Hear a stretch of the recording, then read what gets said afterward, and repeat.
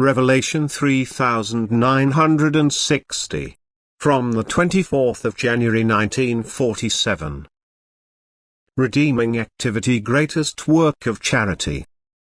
To be redeemingly active on earth is the greatest neighborly love and thus pleasing to God. It is an activity that applies to both the body and the soul of the fellow human being. For the distress of the body will decrease the more diligently the soul is worked on.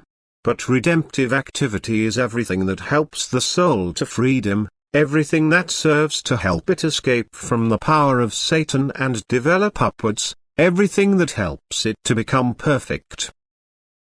But every person can carry out this redeeming activity and therefore practice exceedingly beneficial neighborly love, especially in the last time before the end, when countless souls are in spiritual hardship which should be helped, for without help their souls are hopelessly lost since they no longer have the strength to free themselves. If you humans bear in mind that a totally weakened soul is in urgent need of help, then your heart must decide to provide this help if only you feel a spark of love within yourselves. For this weakness of the soul is not a temporary state but lasts for eternities until help is brought to it from outside.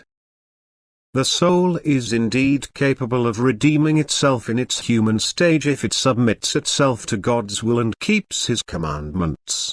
But since it has not done so, it is devoid of all strength, and help can only be given to it by fellow human beings, because a direct working of God has become impossible. Precisely due to the will of people themselves, which is completely wrongly directed.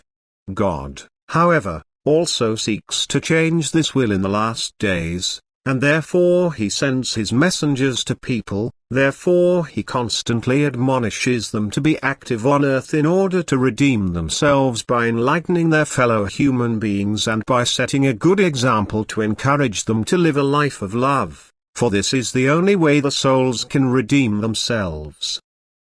Thus love is necessary in order to participate in the work of redemption on earth, and every person will be blessed by God who practices this love for his neighbor, for this love is truly unselfish, and redemptive activity can only be carried out by those who deny themselves, who have overcome the inclination towards the world and who are therefore in truth laborers in the vineyard of the Lord, who have offered themselves for work which does not result in earthly success but is solely meant for the spiritual well-being of their fellow human beings, and such neighborly love must be successful, it will not remain without effect. The soul's work for its neighbor will not be done in vain as long as the neighbor's will is not completely opposed to God and thus also resists their fellow human beings' efforts. Then his soul is lost for eternity. For the spiritual need is too great to be remedied on earth in the short time left for the redemption of souls.